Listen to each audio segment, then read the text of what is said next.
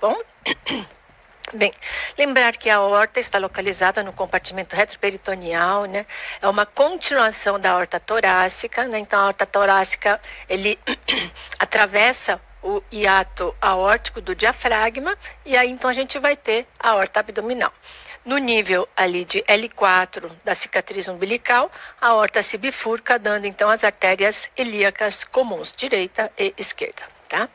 Bem, como principais ramos da aorta, falando em ramos da aorta, gente, existem aqueles ramos que são únicos, né? E existem aqueles ramos que são pareados. Você vai ter um de cada lado, tá?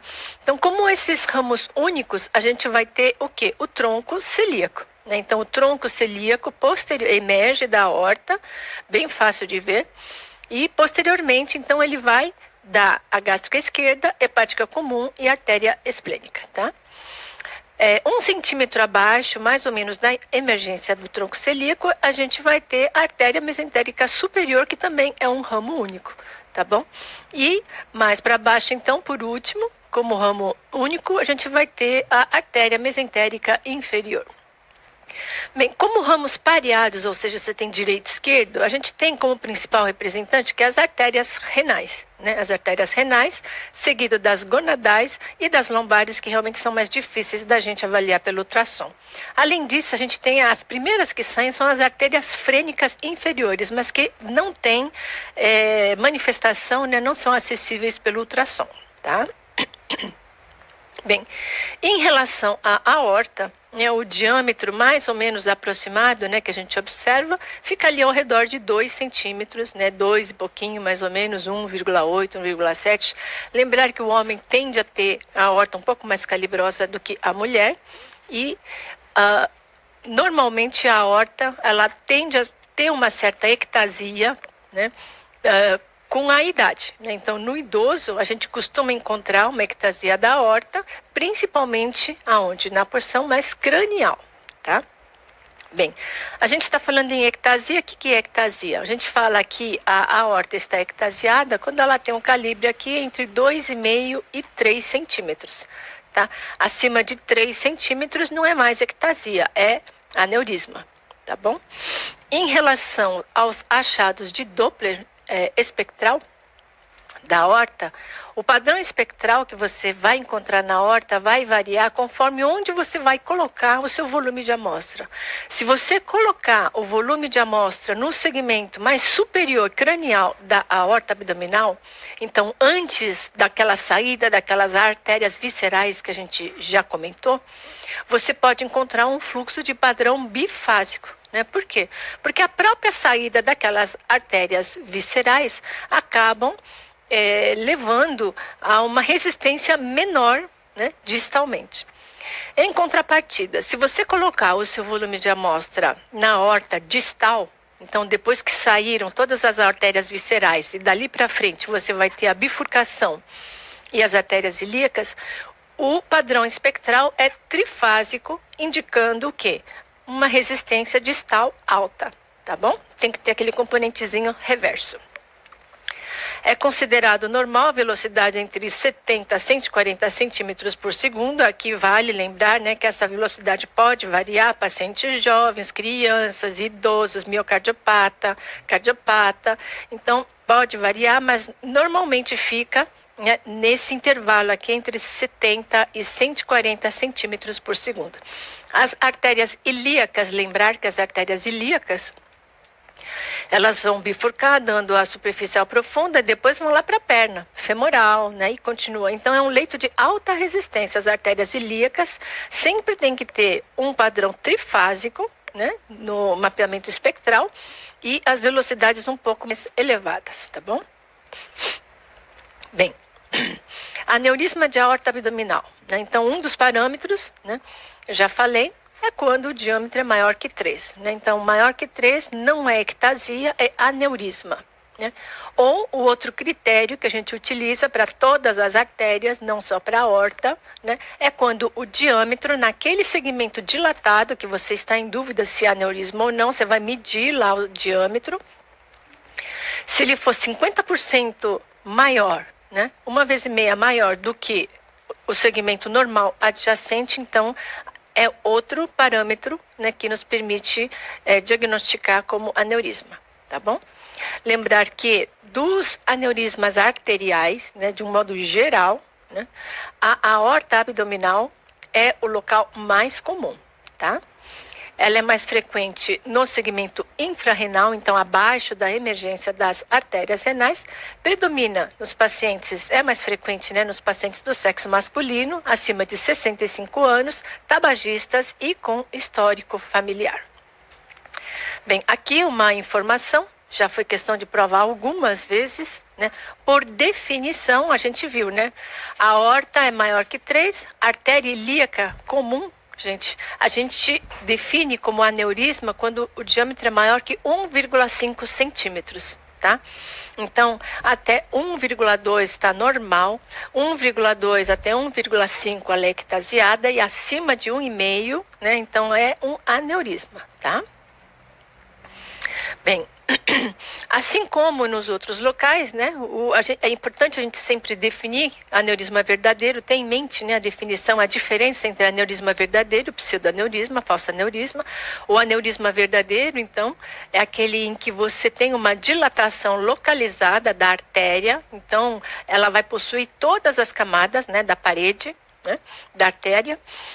A causa mais frequente é a aterosclerose e o pseudoaneurisma ou falso aneurisma não é uma dilatação da parede da artéria, né? Então é um hematoma, né, perivascular que fica contido, né, delimitado pelas partes moles adjacentes, porém ele continua com luz no seu interior e sendo alimentado então pela artéria que deu origem àquele hematoma, né? Então, ela geralmente está associada o quê? A trauma vascular, seja trauma por acidentes, seja por biópsias, punções, procedimentos, então, ou diagnósticos ou terapêuticos, tá bom? Bem, em relação à morfologia, né, do aneurisma de aorta, a gente pode ter o aneurisma fusiforme e o aneurisma sacular. O aneurisma fusiforme é aquele em que toda a artéria se dilata, né, de uma forma generalizada, e a artéria então fica dilatada e tem esse aspecto mais alongado. Então todas as paredes da aorta estão comprometidas. O aneurisma sacular é aquele que antigamente a gente falava que tinha forma de cúpula de abajur, né? Então ele envolve apenas um dos lados, né, do aneurisma. Então, se vocês olharem aqui nesse exemplo, a gente vai ver que a parede posterior, ela está relativamente preservada. Tem lá aterosclerose, mas não tem dilatação, né?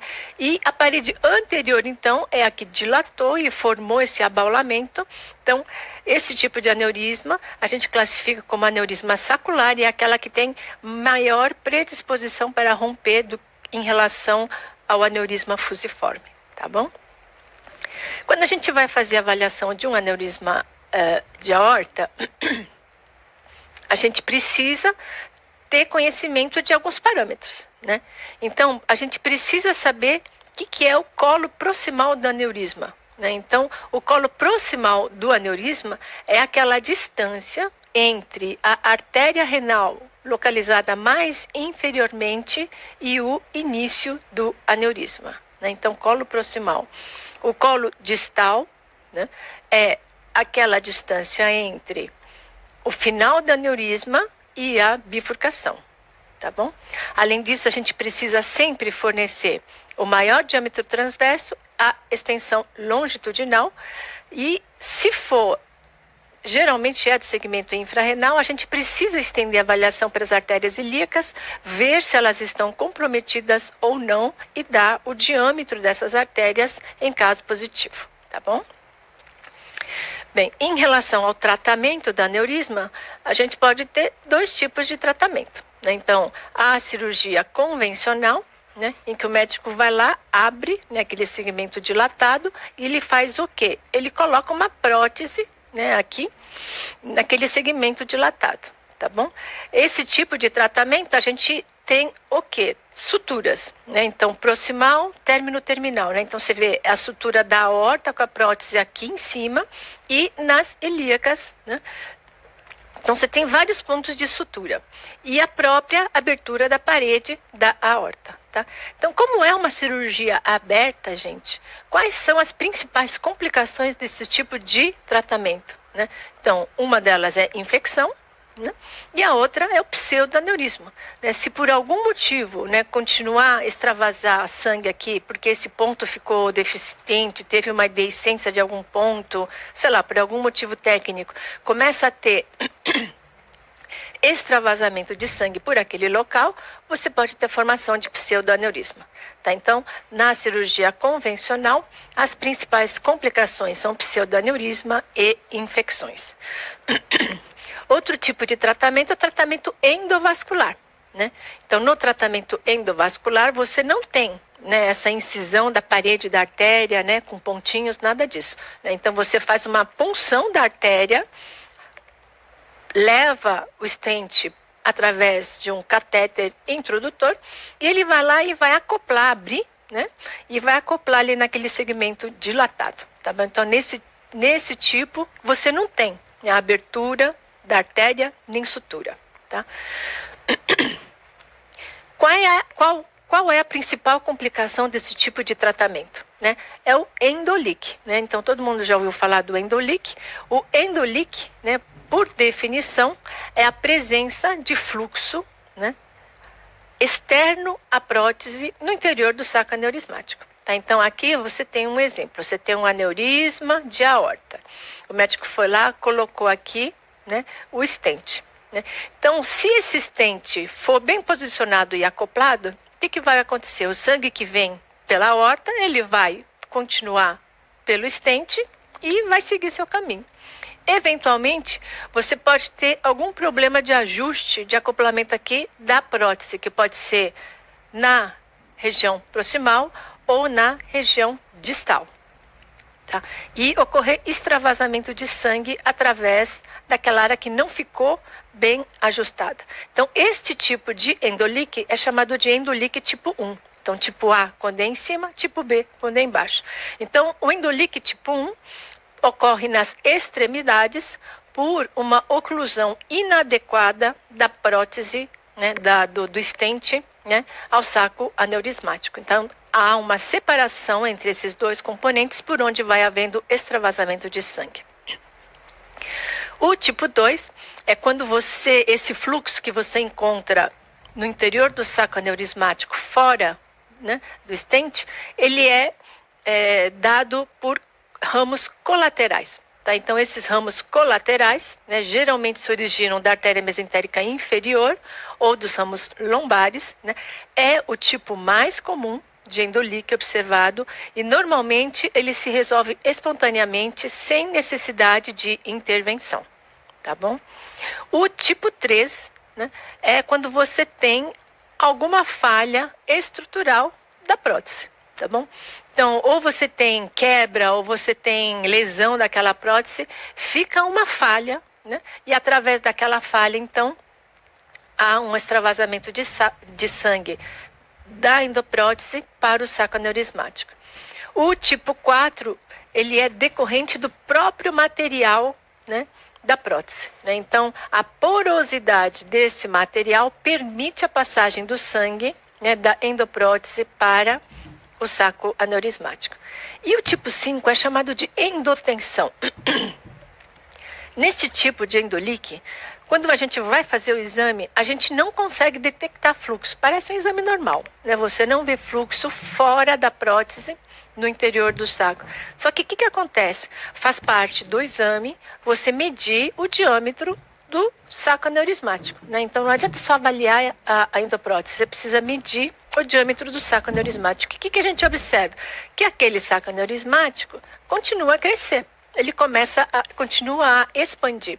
Então, é aquele endoleak em que a gente não consegue demonstrar, porém, você observa um crescimento contínuo do saco aneurismático. Daí a importância de sempre medir, né, o diâmetro, né, nesses exames de controle desses pacientes, porque é a única forma da gente fazer o diagnóstico de endoleak tipo 5, tá bom?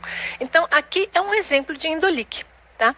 A gente vê o saco aneurismático né? Aqui já está o componente bilíaco, né? Você vê duas bolinhas, que são as próteses, né? Então, componente ilíaco.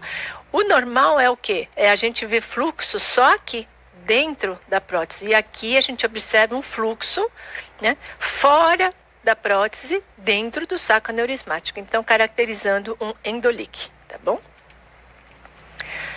Bem, vamos passar a falar um pouquinho de aneurisma micótico, né? Então, aneurisma micótico é qualquer aneurisma que resulta de um processo infeccioso que compromete a parede da artéria, tá?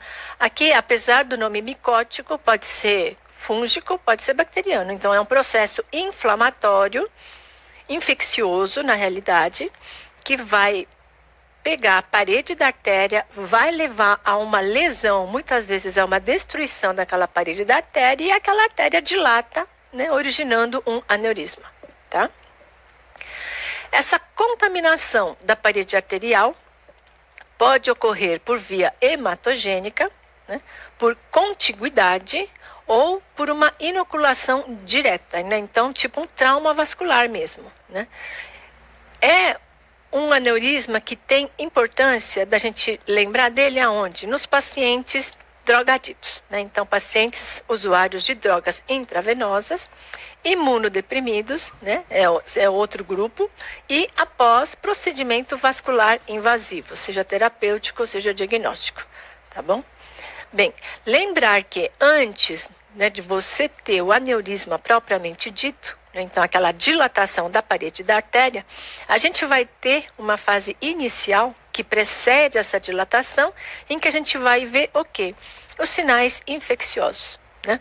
Então a gente vai ver irregularidade da parede da artéria, você pode ver um edema periaórtico, coloquei aórtico aqui, mas pode ser em outras artérias. Um aumento, né, um borramento das partes moles, né, então perivasculares, tá bom? Bem, esse tipo de aneurisma micótico, na maioria das vezes, ele tende a ter a morfologia sacular, tá bom?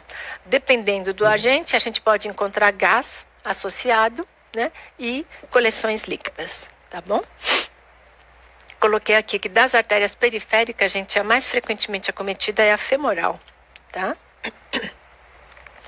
Bem, rotura de aneurisma, né? Então, rotura de aneurisma é uma emergência cirúrgica, não é uma urgência, é uma emergência, né? Então, alta mortalidade, né? Quase 90% desses pacientes vão a óbito, né? Então, aquele paciente pode apresentar um quadro clínico vago, referindo dor, né? Que pode ser lombar, hipogástrica, inguinal, né? Hipotensão, massa pulsátil, palidez e sudorese, né? Então, ele vai ter sinais de hipotensão e hipovolemia, tá? Aqueles aneurismas maiores, então, com diâmetros acima de 5,5 centímetros, são mais propensos à rotura e tem indicação, então, de tratamento, né, cirúrgico.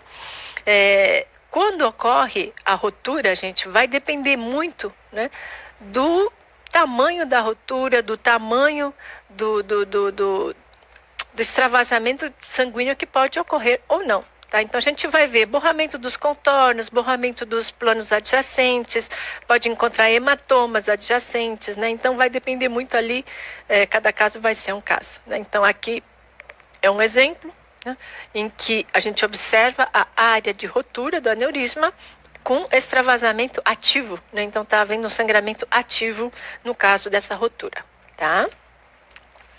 Bem, rotura é uma coisa, dissecção é outra. Lembrar que a dissecção pode ocorrer em aneurismas normais e em aortas normais e em aortas aneurismáticas, tá bom? Bem, a dissecção se caracteriza por ser o quê, né? A gente vai ter uma lesão da camada íntima da artéria e o sangue, né, começa a correr, a dissecar e a correr pela camada muscular, né? Então, quando o sangue disseca, né, aqui e começa a correr pela camada muscular, o que ele vai fazer com a camada íntima? Ele vai jogar lá para a luz, né? Então, o aspecto característico da dissecção de aorta, o que é? É a presença de 2 lúmens, né? duas luzes, a falsa e a verdadeira, separadas pela íntima deslocada, que é o flap intimal, né? Que a gente vê no ultrassom como uma linha ecogênica e hiperecogênica. Geralmente, muitas vezes essa linha apresenta batimentos, né? Junto com o fluxo sanguíneo ali, né? E indicando então que houve uma dissecção, tá bom? A dissecção pode ocorrer espontaneamente, tá? É mais frequente em adultos de meia idade e idosos. Um fator importante, o que é? É a hipertensão. Mais do que a hipertensão, a crise hipertensiva, tá bom? Outras causas, né, são aquelas causas de tecido conjuntivo, né, alterações de tecido conjuntivo, como síndrome de Marfan, necrose cística da média, e causas adquiridas, como causa adquirida, a sífilis, tá? Lembrar que a maioria das dissecções de aorta abdominal, na realidade, são extensões de dissecção de aorta torácica. Então, a dissecção começa lá no tórax e se estende para a aorta abdominal, tá? Bem, em relação às doenças obstrutivas, gente, doença obstrutiva é uma forma, né, de descrever o quê? São aquelas doenças que causam, né, estenose da aorta, né? Então, como principais, como algumas, né, a gente tem a síndrome de Leriche. Síndrome de Leriche nada mais é do que uma ateromatose numa forma bem severa. Tá? Então, pode levar à oclusão da aorta ilíacas, né? Então, está associado que a tabagismo, dislipidemia e diabetes. Nenhuma novidade, né? Podemos ter as arterites, né, que são de causa autoimune, que a gente já viu algumas quando a gente falou de carótida, né? Então, arterites de Takayasu, de células gigantes, então aquelas relacionadas à espondilite anquilosante, né? Artrite reumatoide, ou podemos ter aquelas arterites infecciosas, né? Então, relacionadas, sobretudo, ao Staphylo aureus salmonella, tá bom?